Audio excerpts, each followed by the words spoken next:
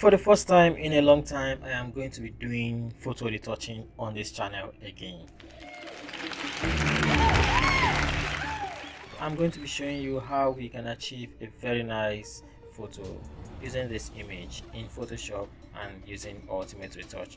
If you do not have Ultimate Retouch, you can go and find it and download it, and you will enjoy this video. If you have Ultimate Retouch, you are welcome. Have a seat, grab your laptops, open it and start. We are going to be working on this, and today is her birthday, and this is the birthday photo shoot we did. You can go ahead and wish her happy birthday in the comment section. And who is she, you may ask? She is Ella and she is my model. If you've been following my videos, you should know this face by now. If you follow me on Instagram at U-Graffix photography, you will know this face. And if you have seen my former videos, you will know that there has been improvement in my photo retouch skills. But if you've not seen my former photo retouch videos, you can go ahead and check them in the description or at the top right corner of your screen, and you will judge and find the difference. It's been over a year I posted a retouch video on this channel, so there has been clearly differences. So let us get started and see what the differences are.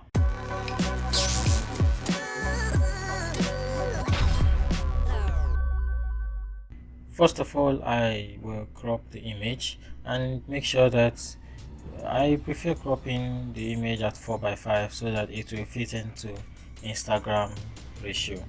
And when I was done with that, I saved and went into Ultimate Retouch. But before Ultimate Retouch, I had to make sure that I got rid of the excess places that are not needed, those unwanted places. I created a new layer, and with the clone stamp tool and current and below selected, I removed them, and I refined those areas better by using the spot healing brush tool or the healing brush tool.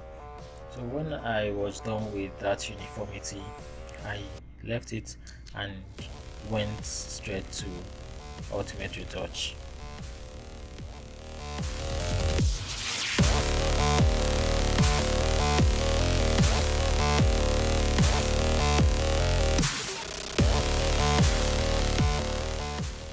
Now in Ultimate Retouch, the first thing I will do is to do the frequency separation, and I prefer using the tool Gaussian. You can use any one of your choice, but in this video I'm using the tool Gaussian. So I will adjust the blur, the Gaussian blur to what I want. I move it till I see that the texture has disappeared, so that I will only see the highlights and the shadows. And then I will turn off the texture layer, which is the layers in kind of gray color, and the brush is already selected for you, the mixer brush tool. So you start brushing.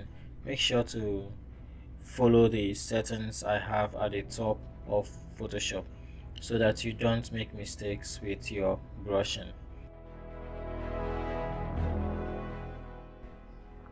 And as you are doing the work, make sure that you brush the highlights separate from the shadows, so you don't brush into the shadows from the highlights. You pick on the highlights, you brush them, you smoothen the highlighted areas, and you pick on the shadows, you brush them, you smoothen the shadow areas. So that is how you do that. Don't mix them up.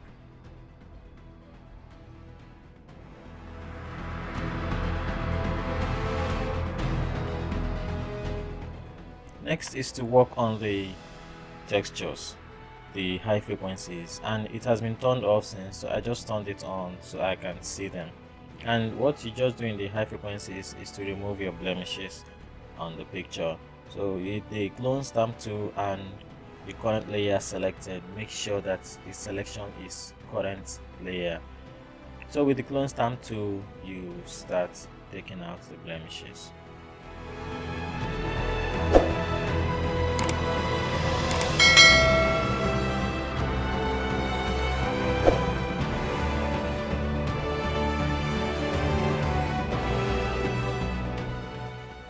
And it is not a must that you do this, but I chose to to make the background even a bit more blurry using the frequency separation, low frequencies. So it's all about going back to the mixer brush tool and painting around the environment. Always make sure you do not paint uh, mixing the backgrounds, the highlights and the shadows. So paint alongside the lines of what you are doing. And it's even easier if your background have defined parts. But when it doesn't, also be careful not to paint the highlights and shadows together. Next step is to dodge and burn. This is not a compulsory process in photo editing. You can do dodge and burn if you want, and if you choose to, you don't have to. So I chose to, but my brush was kind of flat, so I reset it to the normal brush and I started doing dodge and burn. For dodge and burn, I use curves in the options and I turn off the frequency separation folder, and then I go to the base image, the original image, and select colors. This time I selected the highlights first and went back to dodge and burn for dodge and burn layer, and on the layer mask I painted over, revealing the highlights. And I also did the same for the shadows. Clicked on the base layer again, but this time selected color range, the dark areas of the skin, which are the shadows, and went to the main layer and painted. When I was done, I always made sure I took away the excess parts of where I didn't want to be painted, either on the highlights or on the shadows.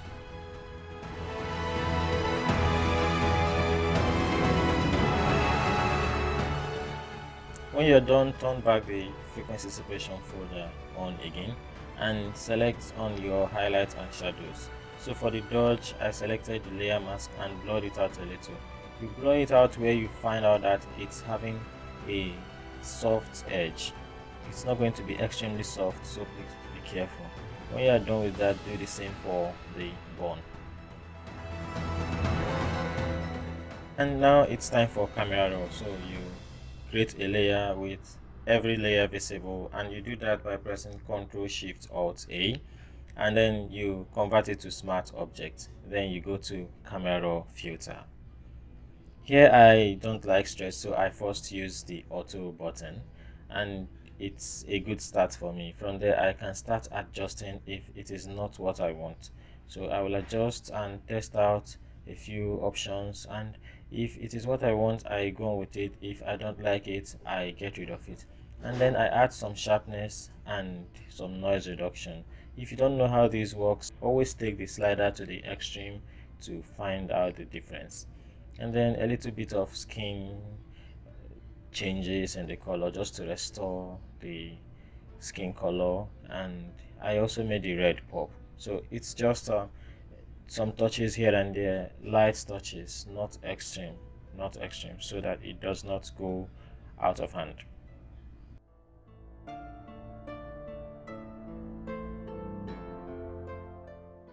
And there we have the camera raw effects. Next step is the Liquify filter. Mind you that Liquify is not to bring out what is not there, it's just to more like capitalize on things that matter and show what is already there. And what do I mean by this? So if someone is already bulky and you didn't capture those assets or features very well, probably due to her pose or his pose, yeah, guys also can have broad shoulders, but due to pose it might look like the shoulder is tiny. You can use the Liquify to adjust that. You can use the Liquify to smoothen areas that are not so smooth, and when you are done, it should not look unnatural. It should still look close to what the model looks naturally, so that you don't create issues. And when someone sees people online, and it's going to be like what I ordered versus what I got. And when I'm done with Liquify, I like going on reconstruction. Reconstruction kind of gives a degree to what the Liquify results will be, so it doesn't go too far. So this is the Liquify and the camera effect added, and that's the before and the after. So I also remember that I didn't work on the eyes, so I whitened the eyes by going back to camera raw, double clicking on the camera raw already and clicking on the brush. So you can pause the screen anytime to make sure that you match the settings of the video, and then you paint. So looking at the eyes, it looks too white, and that is where the range mask comes in. So in the range mask, we go to luminance and I push the softness to the max, and then I begin to adjust to where I prefer. It has to look close to an eye, it shouldn't be extremely too white. And finally, I'll be adding the skin texture to the face. So you click on an empty layer box and it creates an empty layer for you. Then you fill it in with 50% gray, press the shift backspace to bring that option out. Then you convert it to smart object and change the blending mode to overlay. I zoomed in and then I went down to grain and started adding the grains. So these are the adjustments I use. Adjustments always vary based on the image. And then the next step was to go to filter, stylize and emboss. With the angle of the light in mind, I adjusted. So height at 2 and amount I adjusted based on what I feel was right. Because the grain is everywhere, you create a negative layer mask to hide it and then reveal it on the areas that you want. With flow low, I started brushing over the face.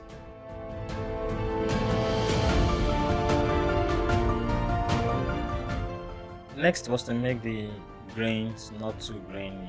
So it's just to select the grain layer and not the layer mask. Selecting the grain layer, filter, blur, Gaussian blur, and a very tiny bit of blur. So guys, at the point I found out that I wasn't recording, but I didn't go far. I was almost done with the video when this happened. So I will take you through everything I did from the beginning to the point I stopped recording, and we'll show you how you can get to where we are now. So first of all, we had this image. I cropped it to 4:5, and then I removed the unwanted things that weren't needed in the environment, those papers. Next up was the frequency separation, and then I worked on the low frequencies, which we can also call the highlights and shadows, and then on the high frequencies, which we can call the texture. On the high frequencies, I used it to remove blemishes. And then I went straight to dodge and burn. When creating dodge and burn, mind you that you can always turn down the opacity of the dodge and the burn if you want to reduce them by clicking on dodge and going to opacity and turning it down, in case you didn't know, and do the same for the burn. But in this case I didn't need to because I liked what I was seeing. And then you create this new layer that houses every layer and convert it to a smart object. Then you go to camera raw, filter, and do the necessary adjustments needed. As you can see, when I applied the camera raw filter, the image became better. So this is the before the camera raw filter, as you can see all this, and this was after the camera raw filter. And of course, in the camera raw filter you add the whiteness of the eyes.